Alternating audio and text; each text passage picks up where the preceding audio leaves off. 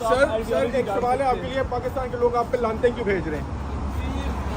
असल में जब से इमरान खान साहब अंदर गए जेल में, पाकिस्तान के हालात बेहतर हो गए और ये ओवरसीज पाकिस्तानी के अंदर भी बहुत ज्यादा ये जोशो खरोश पाया जाता है, क्योंकि मार्का हक की फतह सिर्फ पीटीआई और इंडिया को नाकाबिले कबूल है, बाकी सब उस पर जश्न मना रहे हैं। जिंदाबाद जिंदाबाद।